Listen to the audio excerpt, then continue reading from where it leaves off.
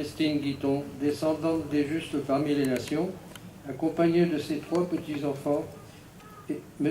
Henri Touivno-Outissi, sauvé par son oncle et sa tante.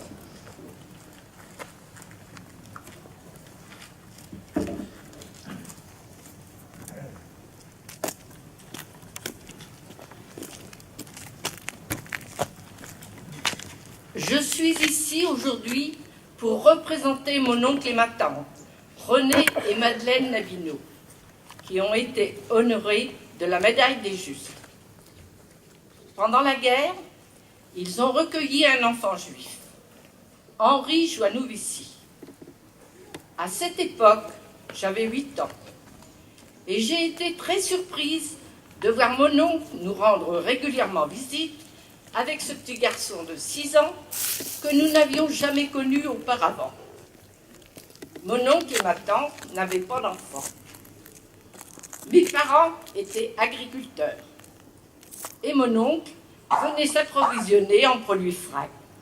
Il pouvait leur donner des œufs, des légumes, du lait et de la viande pour compléter les tickets de rationnement. À Tours, Henri vivait discrètement et ses visites lui permettaient aussi de prendre l'air à la campagne. Durant cette période, mes frères et moi avons joué avec Henri sans poser de questions. Nous sentions bien qu'il y avait quelque chose d'étrange dans cette situation. Mais à cette époque, les enfants n'étaient pas mis au courant sur plein de choses qui concernaient les adultes. Henri non plus ne devait rien nous raconter. Ce n'est que bien plus tard que j'ai eu connaissance de la véritable histoire de Henri Joannou-Vissy. En octobre 1942, Henri s'était réfugié avec sa mère, son frère, sa sœur et d'autres membres de sa famille à Château-du-Loir. Ils étaient 11 en tout. Ils avaient fui Paris pour échapper aux arrestations.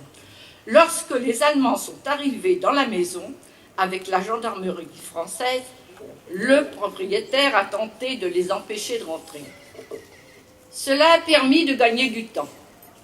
Henri dormait dans la même chambre que sa mère, qui a eu le temps de le faire sortir par une petite fenêtre, en lui expliquant qu'il devait aller retrouver la famille Cartier, qu'il connaissait bien et qui habitait à 1 kilomètre de là.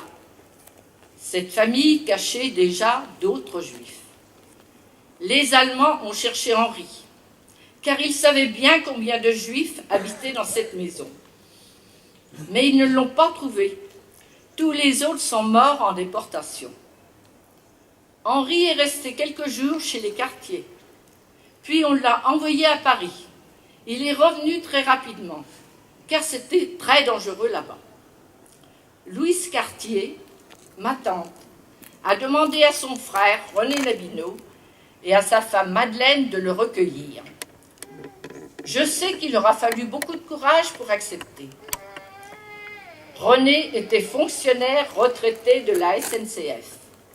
Il avait l'habitude d'obéir aux règles de l'État français, mais il s'est laissé guider par son cœur.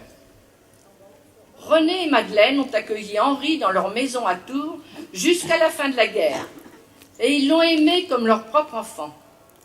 Henri a continué à rendre visite à René et Madeleine jusqu'à leur décès.